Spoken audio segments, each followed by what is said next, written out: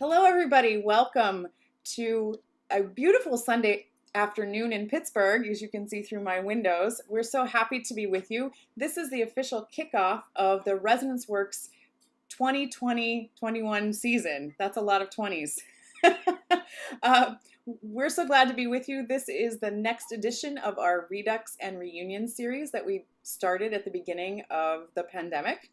And we're going to continue this series throughout this season. My name is Maria Sensi Sellner. I'm the Artistic and General Director of Resonance Works Pittsburgh, and we're excited to have some special guests with us today and to share with you some music from our past performances while also talking to you about what is coming up for what is a very exciting fall season considering the situation that we're all in right now. Let me introduce to you our wonderful guests that are with us.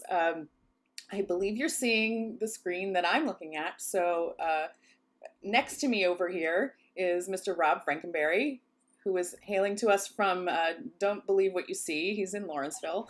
Hi.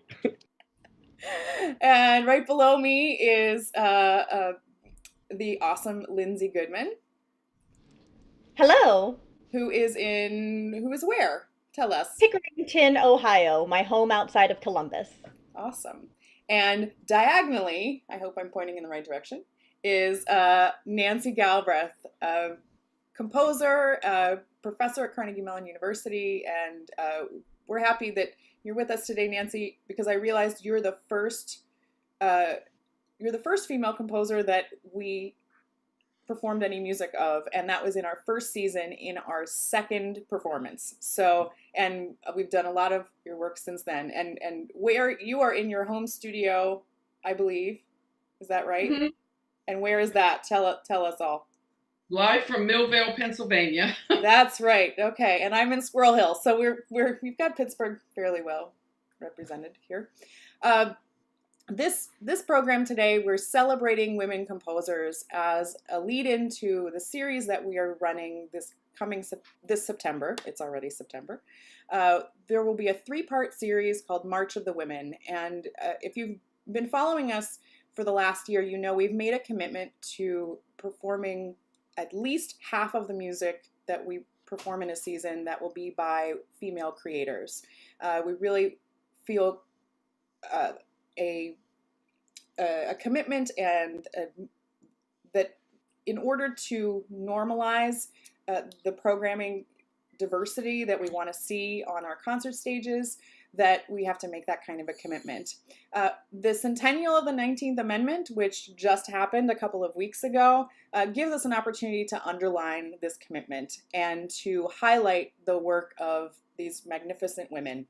And we have so many wonderful women to introduce you to or to help you to get to know better over the next coming weeks.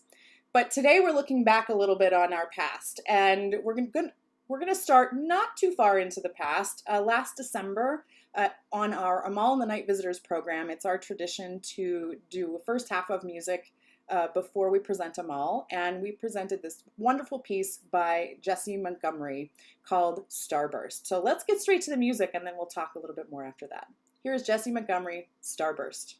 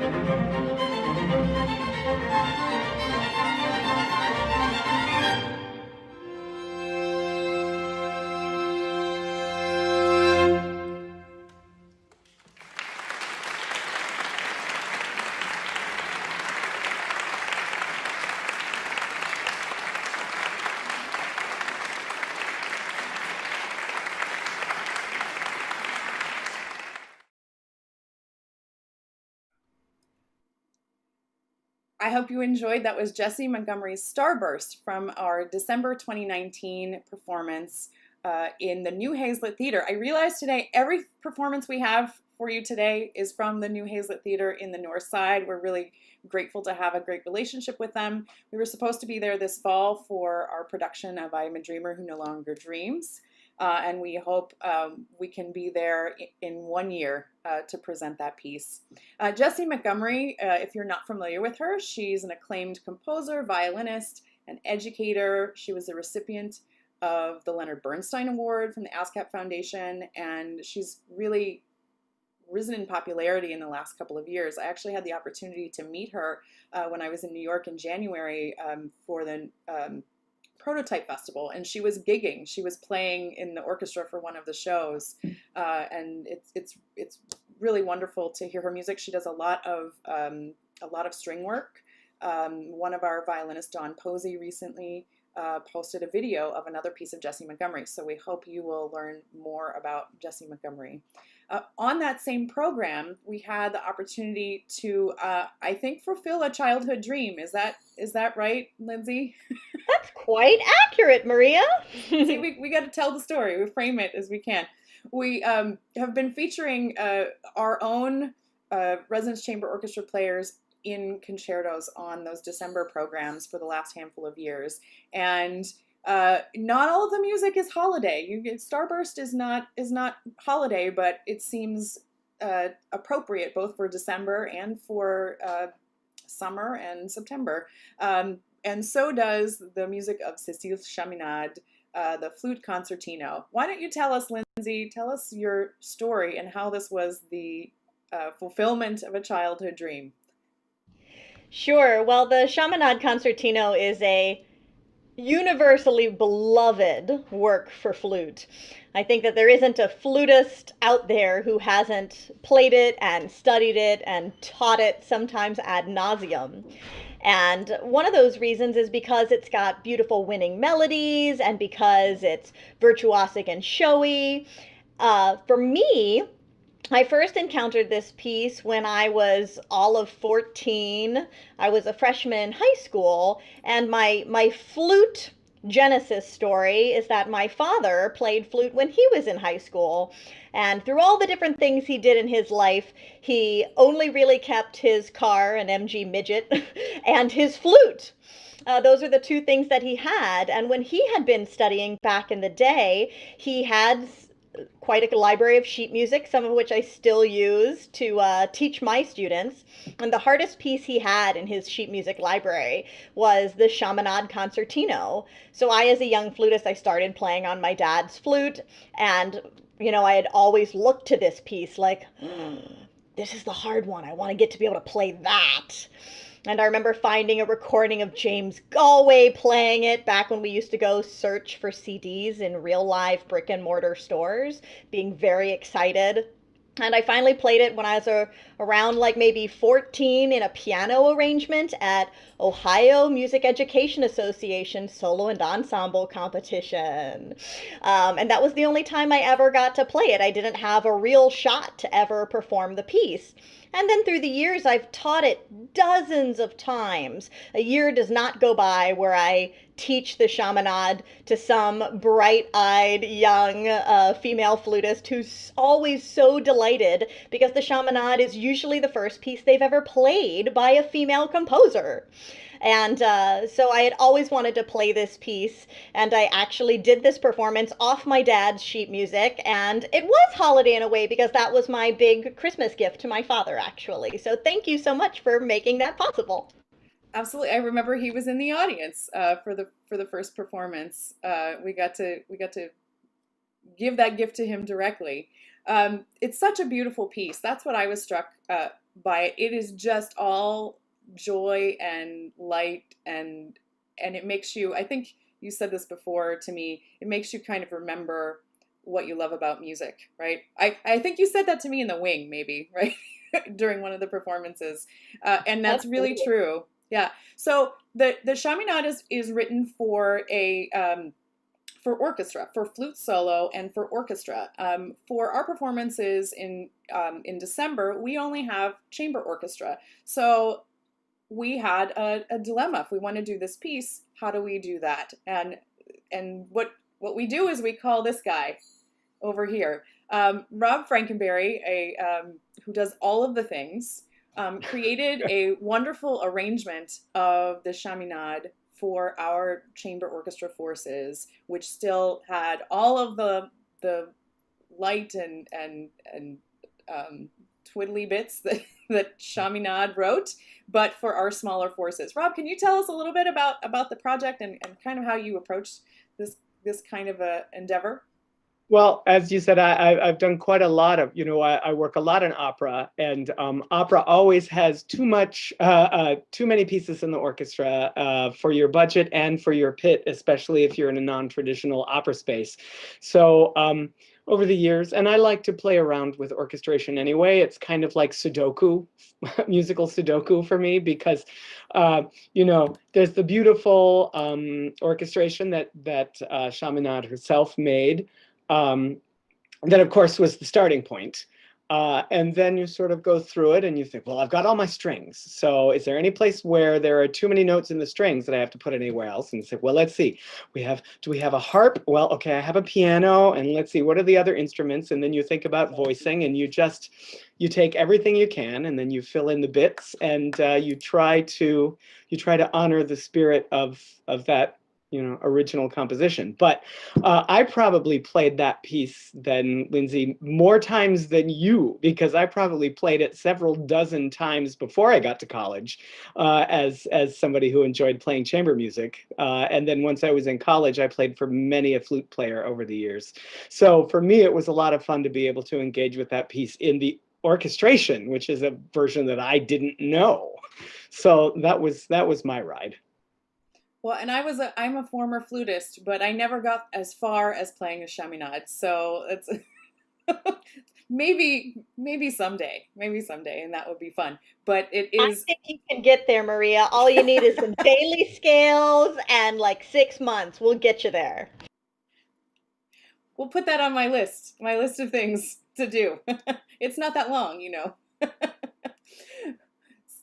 So we have one of the additional reasons we wanted to share this performance with you today is that coming up next week in our season, Lindsey is giving a wonderful recital. We are launching our virtual Resonance Chamber series. If you've been with us over the last handful of years, you know that we can be found weeknights throughout the season at Bar Marco in the Strip District for our Resonance Chamber series, which has artist curated programs and in a really intimate space with a lovely food and drink menu provided by our friends at Bar Marco. Since that's not feasible right now, we're taking this series to a virtual platform. We're evolving it to a digital space, and we've opened it up, and we've called for all of our artists to send us our programming ideas for solo and chamber music programs, and it will surprise no one who knows her that Lindsey was the first one to reply to that call. And so she will launch the series next weekend on Saturday at 7:30 p.m. And the way this will work, for those of you who are looking forward to it, is that we will the recital will premiere at 7:30 on Saturday. It will be followed by a live chat with Lindsey, which I will moderate, and that's going to be available through Zoom webinar. So you actually can click on the Zoom link and join us and ask your questions live. Today we hope you'll ask questions in the chat. You can go on the chat on Facebook Live, or today for the first time we're streaming through a different mechanism. So the chat feature is available on our homepage as well. So you can just put your name in and accept the terms, and you can chat with us. And I have both of those windows open that I'm juggling here, so I can see what see your comments. And we hope you will comment and ask questions along the way this afternoon. But we're going to have a live Zoom conversation with Lindsey after that recital next Saturday. So we hope you will go on our website. All of our new programming will be ticketed, and we hope that you will go and buy a ticket. Your ticket dollars support our wonderful professional artists, and this is such a hard time for everyone in the arts right now. where everybody is struggling. So your financial support through buying a ticket really helps us to keep things going and helps our artists to survive this difficult time. So let's what should people listen for in the Chaminade, Lindsey, before we play it? We've said a lot of flowery language, but what for the folks that want to listen critically, what should they listen for? Sure. Well, there's a beautiful opening theme that you'll hear right when the flute begins playing at the top of the piece. Beautiful winning theme. And so, word to the wise, when you hear it come back, that's the recapitulation. You're 2/3 of the way home. So there's some really beautiful lyrical writing. After a long sort of opening section, then there's a really quick virtuosic section that has a whole bunch of fiddly bits, whole bunch of really fast notes, and that leads to a pretty dramatic climax with the orchestra swelling. Feels really good. That leads into a cadenza for just flute alone, and then right after that we recap that beautiful theme from the opening. That then leads directly into a really exciting coda. And though Chaminade only wrote the penultimate note to the piece in the real flute register, what can I say? I'm a bit of a show-off. I take it to the highest note on the flute for a little bit of pizzazz before we finish the whole thing up. And hi, Lucy Violet. I'd love to say Lucy was excited by the highest note on the flute, but she wasn't. Her friend is across the street. He's taking a little walk, a little fluffy white dog friend. She was like, "Why can't I say hello? This is the Zoom life at home right now." And if Lucy's rescuer is ready, we will watch the Chaminade Flute Concertino from last December 2019.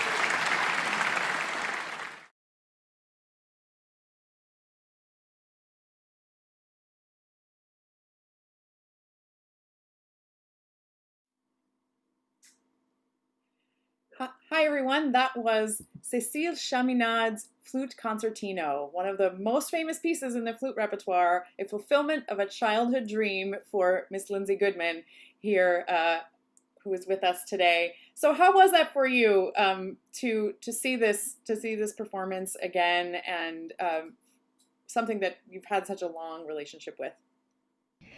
Well, I'll tell you that the performance itself was really exhilarating. It was just, pretty much the most fun you can have with playing the flute right there. So the performances were just super fun and enjoyable. And since then, I've heard the audio, and we worked on a beautiful edit of it, and so that was really beautiful to hear. I've been enjoying that. Sometimes it just comes up randomly on my phone in my shuffle, so that's kind of fun. And then seeing the video for the first time, I guess I watched it for the first time yesterday, and it was just beautiful to see it from the audience perspective, because of course my perspective is looking out there to all of you beautiful people out there in the dark. In my best Norma Desmond voice, for anyone who hasn't watched Sunset Boulevard in a hot minute. Um, so that's my view, and to get to see the audience view is so great, because then it really comes full circle for me. I'm a real believer that music is really about composer, performer, audience, and so to get to see it from the bird's eye view was really special. Well, it was special for us too to get to revisit it, and that was, I get a little choked up saying this. That was the last main stage performance that Resonance Works gave before all of this happened. So you can see I actually have the poster on my wall. I think I'm pointing. Yeah. So above it is the poster for our very first performance, and we, like you do in pandemic, we started a deep house clean very late, only like about a month ago. We cleaned this room and took everything out of it, and I put everything back on the walls, and I decided that the poster, the first one and then the latest one, and so that'll remind us that Amal and the Night Visitors, with all the wonderful music that accompanied it, was the last live performance that we had in our main stage series. I'm as we're all sitting here and I'm looking at these wonderful, friendly faces, the web of these four people has grown tighter over the course of the last year, especially. You might recall that Lindsey was with us very early on in this series, along with Nancy, because Nancy Galbraith wrote a flute concerto for Lindsey. And on our Amal program, we also did a piece by Nancy. So ever the web of music in Pittsburgh keeps getting tighter and tighter. Well, I'm really excited to now go. It's really a deep dive into our vault. The first performance we ever gave was an opera, and the second performance had 4 works on it, and one of them was the 4 Nature Canticles by Nancy Galbraith, who's right there. This is really one of my most favorite pieces of yours, and that's really saying something, because we go back a long way. How far back do we go? I'll stop talking and you can talk. Nancy. Like when you were in high school? Yep. You do the math. You can try to do the math. Decades, right? Yeah, a couple decades. Yeah, we were when I was in high school. Nancy was my teacher in high school. In years of Carnegie Mellon, I was her TA for a while, and all the things since then. I think I did a pretty good job, don't you? I give you responsibility or blame, depending on how you look at it, for the fact that I continued in the music business, and it's not an exaggeration to say that without you, I don't know that I would be doing this, because that's I was an engineer. Some of you watching don't maybe know that, but I have a master's degree in mechanical engineering. I came to Carnegie Mellon to be a mechanical engineer, and I had started I was always involved in music, and I started writing music on the side. And my dad, through a series of circumstances, we arranged that we would be connected with Nancy, and you were the one that said, you can do both of those things here. Good Yes, good advertisement for Carnegie Mellon. You want to be an engineer? You could also be a composition major here. Come here. Our heart is in the work. There we go. Thank Carnegie Mellon Alumni Association. I put in the plug. But this is a piece that, why don't you tell us how this piece was written, the For Nature Canticles? Because we came to it a little later. Like, when did you compose it? I don't even remember. I think it's like 2012-ish. And it was actually written for a girls' choir. And I was kind of shocked that there's one of the movements I was rethinking when the time was come, when I had to go. It was in Chatham, New Jersey. And I went to the rehearsal and I was thinking, these kids aren't going to like this movement. What was I thinking? Dewy Dreams. And it turned out that was one that they really liked. And I'm going, okay, these kids have more sophistication than I have. But it came about, it was Adam Waite, who also went to Carnegie Mellon, and he is a very esteemed musician, jazz musician, and he was directing, it was a fairly large church in Chatham, New Jersey, and he commissioned it. He had a series and he commissioned it. And by the way, Lindsey, I was in the audience of those people that you were talking about for Chaminade. I remember that. Yeah. So this piece actually, when you guys did it, when Resonance Works did it, it wasn't obviously young girls, it was women. And I remember that is the last conversation I believe that I ever had with Bob Page. He was in the audience, and he was my buddy, and he taught me more about choral writing than you could ever imagine, and we had very, very deep conversations about music. And he was in the audience for that, and that's where that picture that I love, somebody took it. I think it was my husband took that picture of Bob Page and I together. That's the last conversation we ever had. I saw him after that, but I think that was the last conversation we had about music. Something deeper. And he told me he liked these pieces, so he didn't always say that. No, he was very honest. And I remember that photo. Very honest. And more than that, I remember it happening live. So that was really a really special thing. Actually, you're going to hear this performance. If you listen carefully at the end, you can hear him. And I really cherish all of those recordings where he was vocal in his appreciation when it was deserved, and you can hear, I think it was Little Brava or something like that. If you know what you're listening for, you can hear him. So that's another special piece about this. I love this piece. I think there are 4 movements, and each one is a different poet. Can you tell us a little bit about the poetry and how you chose the poems and the poets that you did and how they all connect? Well, obviously the theme is nature. Mm-hmm. Start with that. And then I wanted to get 4 pieces that would have some kind of contrast. I didn't want them to all be sedate. So when I was looking, these are some of the favorite people that I set. And the first one was Emily Dickinson. And when I read the first line of that, the melody just came out. And it just, and actually Rob and Lindsey, you guys played an arrangement of this in Bar Marco. And it starts, just a very quietly and lyrically, and then it goes through several sections because I can't stay calm for too long. So it gets kind of upbeat in the middle. And then the second one is called My Star, and ironically, this sometimes happens to me. It's upbeat because the first one is more lyrical, and I actually set the ending of it first. It's something about they solace themselves, and I set the whole entire ending of that poem before I even set the beginning, because it's pretty upbeat all the way through, and then it kind of dials down and gets softer at the end. The third one is James Joyce. Dewy Dreams.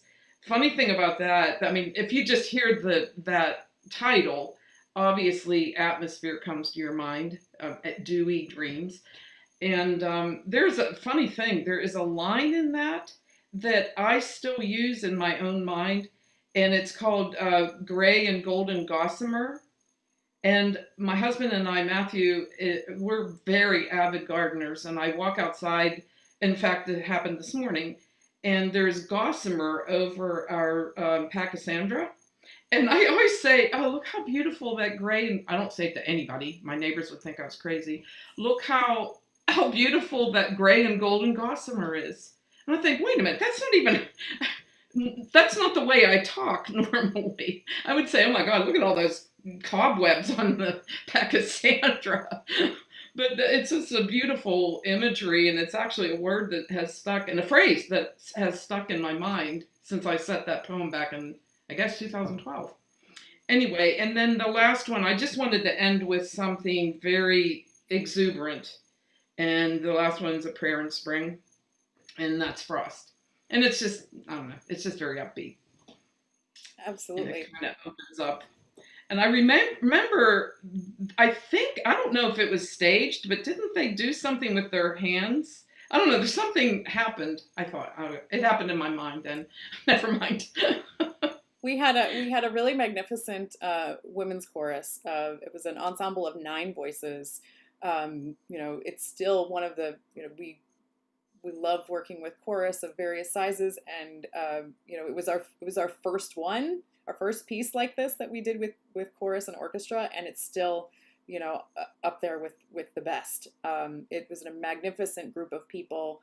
You'll see in the credits, everybody's listed in the credits, but and some folks that have performed with us since then are still around. Others who have left us, who have moved away, like Jen Lowe. We miss you, Jen Lowe. It was really nice to have you in our ensemble, and Beth Ann de Leon, and wonderful group of women.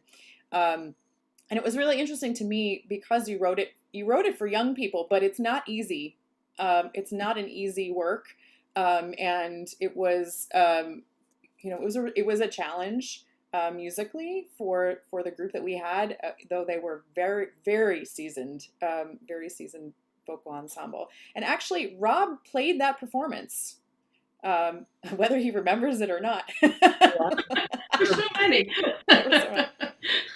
Rob was a pianist for that performance, and the whole program included Copland Appalachian Spring, the original version for 13 instruments, one of the reduced orchestrations of Prelude to the Afternoon of a Faun. So the nature theme permeated the entire program as well. And so your piece with strings and single winds actually fit in very perfectly with the rest of that repertoire. I do want to say that we're so glad to have you here today, not only so we can present this piece, but so we can talk a little bit about things that are coming up in the future.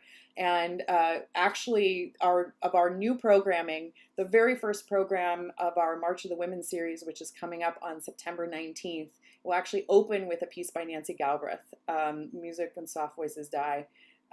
Will be the first piece that you'll hear on that program, and we hope you'll go to resonancworks.org and get a ticket for that series. You can get one ticket that gives you access to the entire series of three parts, and those will be available as they premiere, and then for until the end of the year. So you'll have some opportunity to revisit those performances. It was important to us to start the season reflecting on what's been happening in the world, and so that first program begins with Nancy's piece, and the big feature piece on that program is the Stabat Mater by Julia Perry, and we are offering that up in honor of all of those that have died in 2020, either due to the coronavirus or to violence. So we hope you'll join us for that. But on a much more cheerful note, in putting together this program, the For Nature Canticles, as I said, was on our very first season. And the performance video of it actually isn't that great because we didn't have a high quality camera. If you've been in the New Hazlet Theater, we took video of it from way back. in the back of the theater, and it's really not that great to look at because the people are this big and it's grainy because we're all used to HD video now, and it wasn't that. So I said, well, how do we present this piece now? Because the recording is fantastic, and I really wanted to share that with everybody at this time. And we needed a new video. So you actually will not see the performers in this video. We've gotten in touch with one of our founding board members and founding artists, Joe Gaines, who also has become a really accomplished photographer.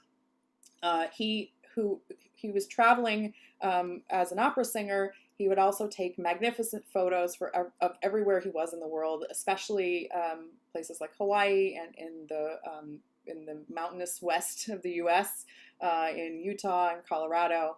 And when I sent the recording of this piece to Joe, and I said, can we use some of your photos and create a new video to present the Four Nature Canticles? And he just fell in love with the piece, and he sent me a ton of photos. And it's been interesting for me to actually go in and kind of paint with his pictures to your music. So I'm not credited, but I'm the video editor on this, so I get all the blame.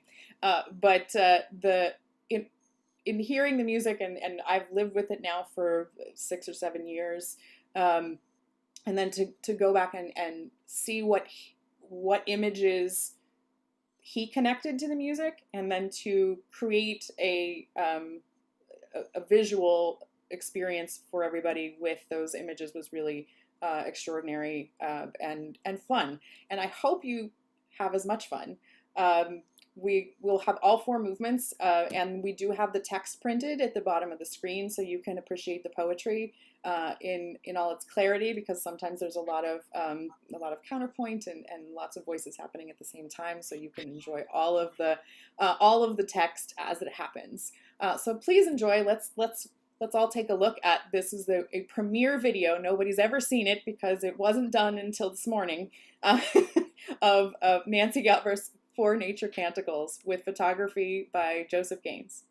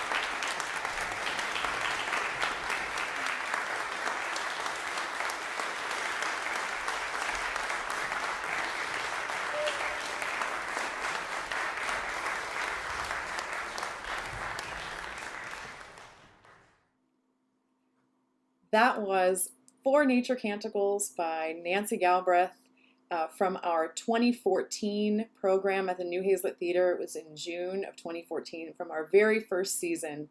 And we're so happy to be able to share that with all of you today. And this brand new video of with photography by Joseph Gaines. Joe, you will remember from our performances of the St. John Passion and Falstaff and Macbeth. And in his travels as an opera singer, he became quite a fine photographer. So that you got to see a lot of that. These are photos that he chose in listening to this piece, and that then I got to kind of paint with in creating the video from them. How was it to listen to this performance and see this again, Nancy, with this new imagery? I want to move to some of those places. Me too. Right now. Can we go? Let's go right now. No, it's awesome. It's very interesting well, I mean, some of them I would have assumed, but other things, I don't know. It's very interesting, very beautiful. Nice job. Thank you. I'm curious, were there any that, sorry, we have another Lucy rescue happening. This is what happens when we do this in daytime. There's many more friends, furry friends walking by. Were there any that struck you as being surprising? Because I know often people's interpretation of your music isn't always the same as your own. And I'm wondering about your reaction to any of the decisions I made. Of course, the gossamer anyway. Yeah. The gray and golden gossamer. Right. I should have sent you a picture of my Pachysandra this morning. You could have. Yeah, absolutely. I should have, yeah. Yeah. I guess I didn't, I guess the cows were surprising. Right. Well, I like cows. Cows are fine. Cows enjoy the spring and the summer's days too. So there we are. I have to say, a lot of the photos that I particularly love, I know Joe took at the Spiral Jetty in Utah, and I just did a little bit of making sure I knew some background about the Spiral Jetty. If you're not familiar, it's at the Great Salt Lake. It's on the northeastern shore of the Great Salt Lake in Utah, and it is it's a sculpture. It's a all natural materials sculpture by Robert Smithson, and it's made out of mud and salt crystals and rocks, and it's 1,500 feet long and 15 feet wide, and it's a coil that juts out from the lake. So it allows a lot of those photos where you can't really tell what's the sky and what's the earth, and I really love that, and especially in some of the earlier movements, I felt like that imagery reflects the music really well. But it was really fun to be able to put that all together for this. Rob, you played this. Any thoughts looking back on the performance or this new version of it? No, well, I echo Lindsay's earlier comment about coming full circle and being able to, come back and hear it from this side. And certainly having played actually this summer, even Lindsay and I managed to do a performance of your beautiful transcription of the first movement. And it was, certainly one of the advantages to having played it in this original version and then our transcription is that I could sing along in my head when I was doing it. And it's really wonderful to be able to hear it with enough distance that I don't remember the spots I was nervous about. I started laughing. That's lovely. I started laughing at the fourth movement because I thought, oh, there are a lot of notes in there. Right? They're just the right ones. Exactly the right ones. Of course. Nancy only writes the correct notes. That's right. It's a joy to hear, and it's rewarding. It's rewarding to know that one was part of playing something that produces such joy and pleasure. Oh, thank you. Thank you. Thank you. And I think, we set up front these three pieces today. We're celebrating the work of wonderful women who compose, or composers who happen to also be women.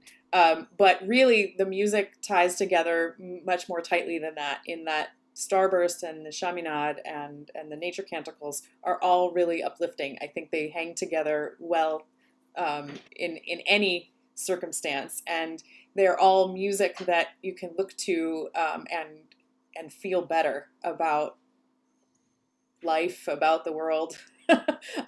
that there's beauty and joy and pure light, and in a moment like that, I can't listen to the Nature Canticles without feeling that, and so it's actually become kind of an emotional piece for me, because often there's not, there are times you really need that, and then we've had a lot of those recently. So I'm happy to share this music, not only for all those other reasons, but for these reasons as well.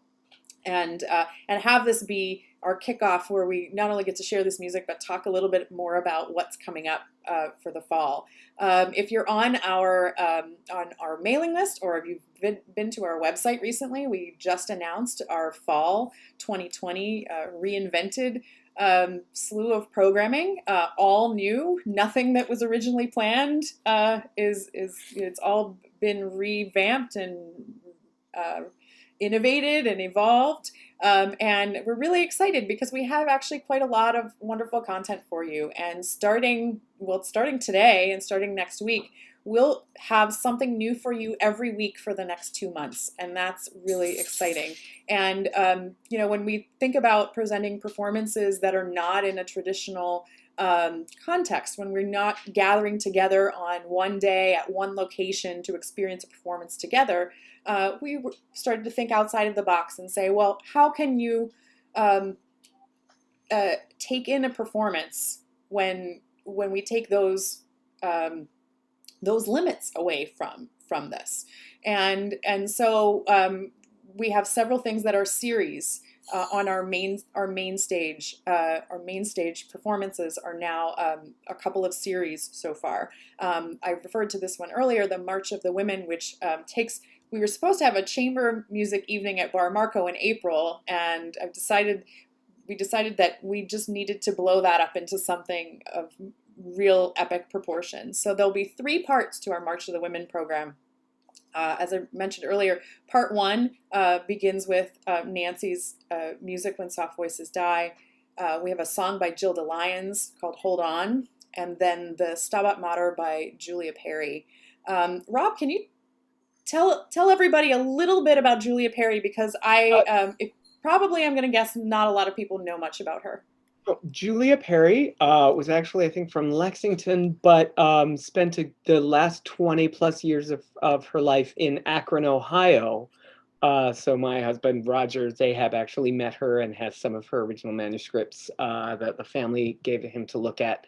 But she actually received what was the equivalent of a Guggenheim to go and study with Dalla Piccola in Italy to write an opera, which has been performed a few times, but not recently.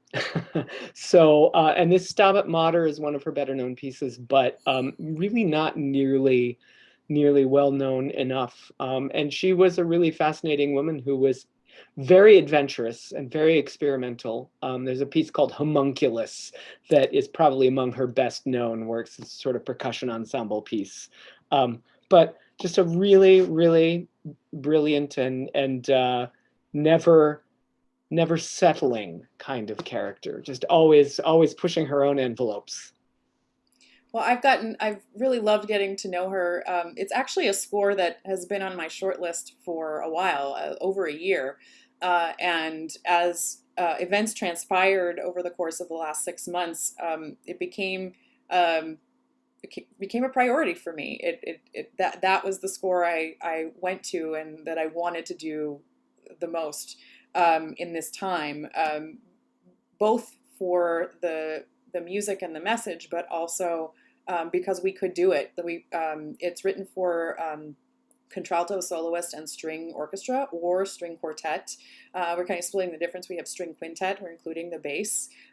Yesterday, we actually, you don't know this, but yesterday we had our first partial performance of the residence work season. We recorded the string quintet for the Perry Stabat Mater, socially distanced.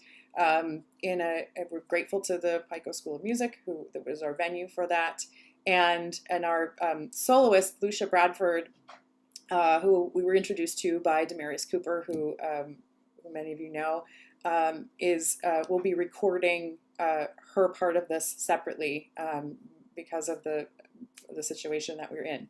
So it's a slow passing of the baton to get from starting a rehearsal process and recording to the complete performance.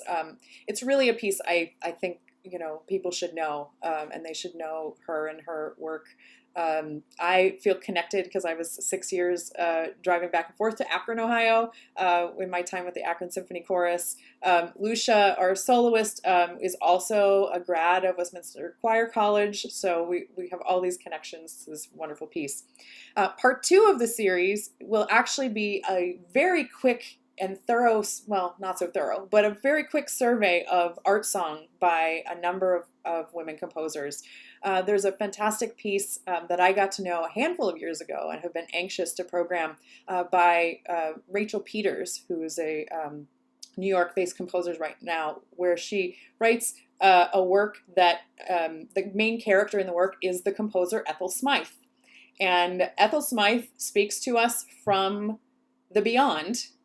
It's called Ethel Smythe Plays Golf in Limbo. And she speaks about her experience of being a composer and a woman at the time that she was doing that, and all the challenges and what has changed and what has not changed since that time. Ethel Smythe was also one of she was also a suffragette, in Britain. But she was a voice for that effort. So Ethel Smythe introduces this, and then we begin with Barbara Strozzi from the 17th century, and we'll move forward. Some composers like Clara Schumann, Fanny Mendelssohn, Alma Mahler, and some composers that you may not know, like Pauline Viardot, and Anna Amalia, Isabella Colbran, Undine Smith-Moore, and we have a slew of wonderful soloists and pianists who are preparing and recording these songs for you. So that will be the longest of the programs. It'll be about an hour in total, and so much wonderful song that we hope you'll be thirsty for more. And then part 3 will be Voices of Today, and we're actually this was not 100% on purpose, but all of the pieces I think have been written within the last 5 years, and most within the last 2 years. I mentioned earlier that we were set to give the second production ever of the opera I Am a Dreamer Who No Longer Dreams, which premiered last fall in 2019 in Boston. Because that's had to be postponed, 2 of the cast members, Maria Lopez and Helen Huang, are joining us on this series. And there was we planned to do another iteration of the community commissioning project that they did in Boston around that opera premiere, which was to have a call for writers and composers who have a connection to the immigrant experience. And growing up in Western Pennsylvania, I always felt connected to that experience. I identify as the granddaughter and great-granddaughter of immigrants on both sides. And that's a lot of what I feel like the Western Pennsylvania identity is we still have Little Italy and Bloomfield and Polish Hill and all of these Germantown communities and you go to the nationality rooms at the University of Pittsburgh, there's so much richness that's brought to Western Pennsylvania from the people that came here from around the world. And so we want to highlight that. We will do that commissioning program, a round of that next year as we present the opera. But for this program, we're going to present 4 of the songs that were commissioned for the Boston iteration, and by some really fantastic women, 2 of whom are actually Carnegie Mellon alums, Kate Pakinskis and Sheila Ramish. Actually, no, 3, Marina Lopez and Michelle Cheng, and they all had applied to this program and were selected, paired with writers. One of the writers actually is Helen Huang, who was born in China and came to the U.S. I think when she was 12, and she wrote a piece about her experience of going to school and not being able to speak English, and what that was like, everybody trying to communicate with her, and she couldn't. So the song is called I Can't Understand a Thing You're Saying, which is actually quite fun. It's a really fun piece. So we'll do that set of pieces and a couple of others that go along with that, including another song of Gilda Lyons. We're excited. For those of you who've been keeping up with new music in Pittsburgh, you know that Gilda Lyons' opera was premiered here by our then called Opera Theater Pittsburgh, now Pittsburgh Festival Opera, several years ago, which Rob conducted the premiere of. Gilda is actually our composer for the major October project, which I'm going to give you a little bit of information about, but all the details are hitting the web this coming week, which is the Decameron Opera Coalition. In the midst of this pandemic, we have joined forces with 8 other opera companies from around the country. We stretch from New York, Pittsburgh, Milwaukee, Chicago, Minneapolis, Duluth, Fargo, North Dakota, Houston, Texas. I'm missing somebody in there, Washington, D.C. And this wonderful coalition of companies has been working for the last several months to commission new work. So you will have the opportunity to take part in the premieres and watch these series of new operas that I'll just say they're integrated together into a whole, but they're going to be premiered in 4 episodes of the 4 weeks in October. Gilda Lyons is the composer for the Resonance Works chapter of this piece, and we're excited to share more details with you when we have a major press launch this week where all 9 companies will be announcing all the details. So please stay tuned. We'll send out an email and we'll have it on our website. So that's a lot. We have a lot happening. We hope you'll join us for that. There will be more dates in the virtual Resonance Chamber series that are in the works, but next Saturday, we start with Lindsey Goodman. Can you tell us a little bit about your program? I think it's so interesting. I'm so excited. I had to type this a lot as I was setting up all the things, but say the name and explain it to everybody. So the program for Saturday is called Electroacoustic Entomology. So it is a program about bugs, a flute recital about bugs. One piece by Evan Williams is based on Boolean logic computer programming, so it's about computer bugs. And then another piece by Mara Helmuth is called Butterfly Within, and it's actually about her recovery from a health crisis. So it's about bugs, illnesses in people.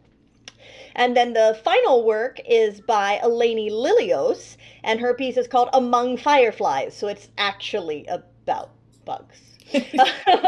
So all of the pieces are electroacoustic, meaning that there's both an electronic and an acoustic component that blend my ancient flute with cutting edge technology.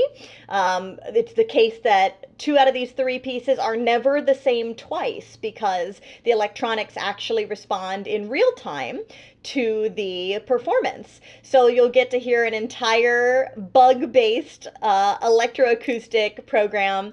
1 work that was written for me, 2 works that are pre-existent but big favorites of mine that I have recorded and championed for years by 2 fantastic female composers and a fabulous Black composer. So I'm just so pleased to be presenting these and getting the virtual chamber series all kicked off and ready to go. I'm also really excited that we're going to do this fun Zoom call with the audience after the concert.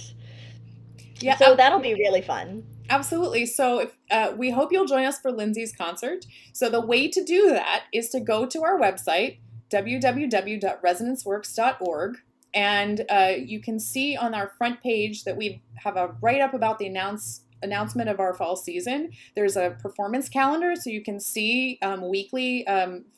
For September, we're going to be on Saturdays. When the Decameron Opera Coalition launches, that will be on Fridays. So you can click on any of those or on the season overview and go to each performance and click on buy tickets.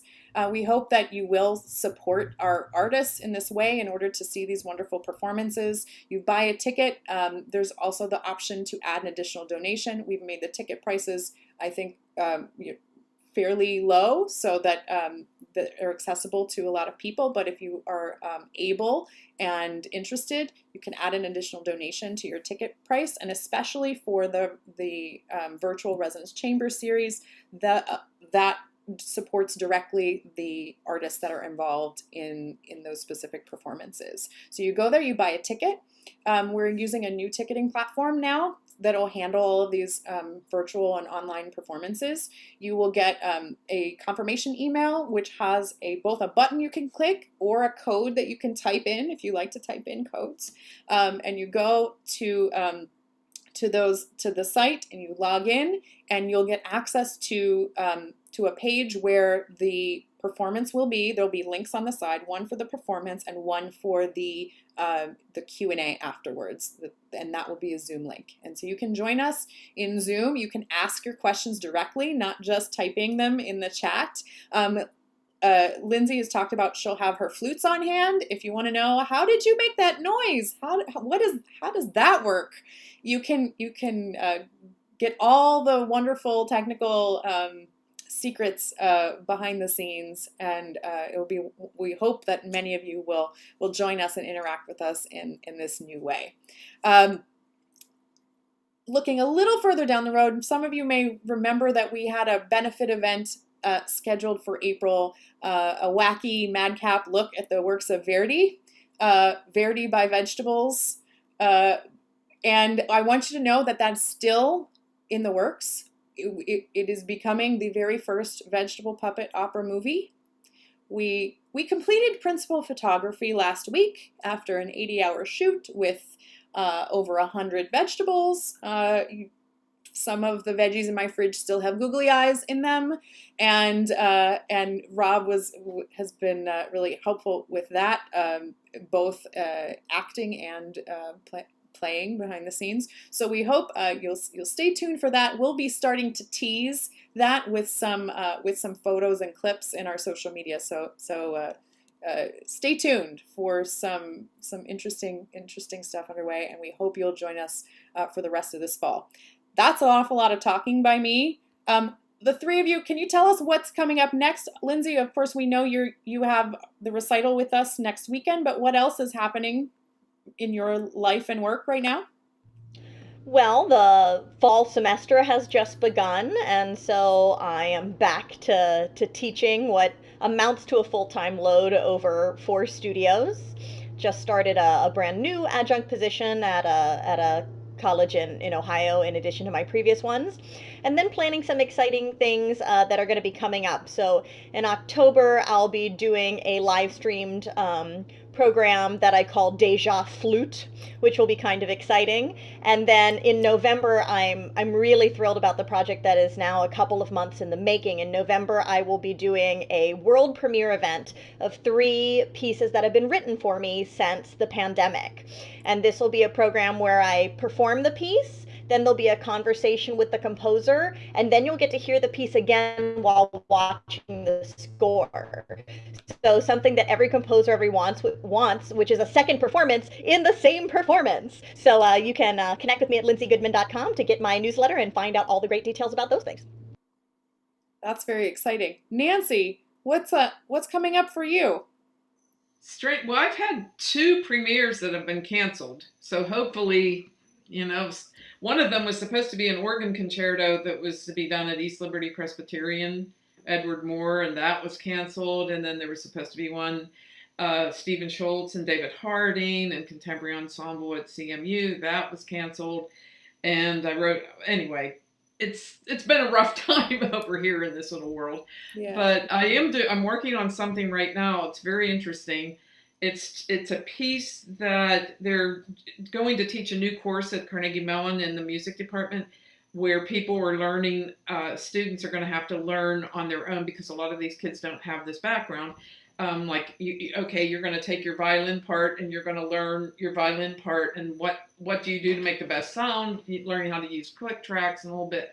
And they're using a piece that I'm writing for them, and they're going to piece, I don't know, it's supposed to be orchestra, and they're going to piece it together and make a whole orchestra somehow by the end of the semester. All I have to do is write the music, and then I'm done. And I wrote a piece for the Cassia Ensemble and the Pittsburgh Girls Choir. Don't know what's happening with that. I mean, none of us know what's happening with anything. Right.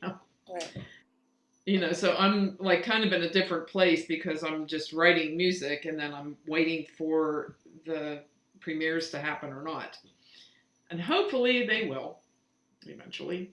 Because if they don't, I'm writing music for Matt to listen to the MIDI playback of. Well, MIDI's not that great, but I'm sure Matt appreciates it. He does. He has to. He doesn't have a choice. Right. Well, I think music finds a way. They say life finds a way, music finds a way, and so I'm optimistic that those premieres will somehow make it to the ears of a appreciative public. And as you're talking about this effort to have players build these skills, and there's been multiple times during the last couple of months when I realized that the expert in all of this is Lindsey Goodman here. I've told multiple people, they're like, I've never performed with electronic track before. I've never done any of these things. And like, call Lindsey. She's the expert. She's been doing it for years before it was cool. Well, it was cool then too, but differently cool. Rob, what do you have going on, and what's coming up for you this fall? Well, the first episode of Pittsburgh Festival Opera's Young Artists Showcase, called Oh Wow, Opera Without Walls, that was entirely done, literally coast to coast. Every part was recorded remotely. that the first episode dropped on Friday, and we have one episode coming out each week for the next 5 Fridays. So we're still tweaking that.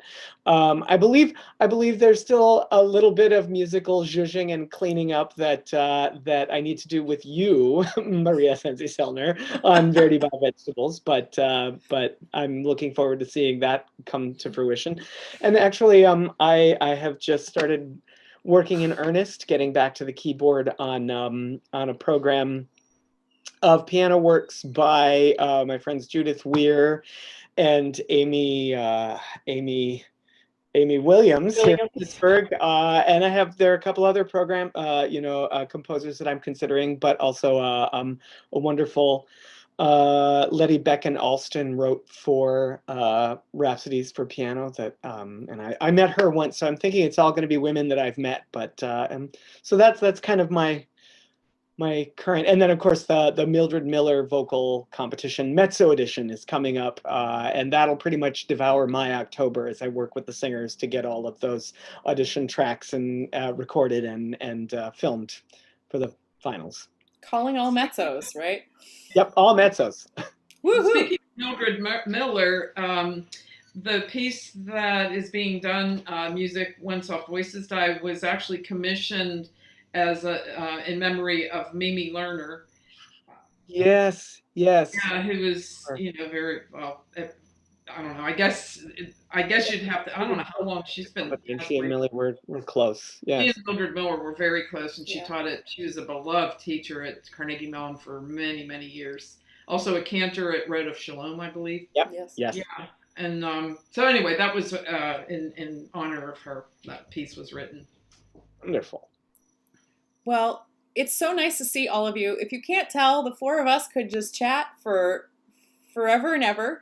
But we'll those of you who are still with us, thank you so much. We hope you'll join us at every week for something this coming fall, starting next weekend with Lindsey. And we will have more announcements as the fall continues and as we adapt to this changing performing arts environment. And we're here to bring music to you and to bring joy to your lives wherever you are. Now it's Resonance works remotely, right? It works live in person, but it also works remotely, and we're going to be here for you for that. So thank you so much for joining us this afternoon, and we hope you'll share these recordings and news about our programs with your friends and family, and we look forward to seeing you very soon for another Resonance Works performance. Have a great afternoon.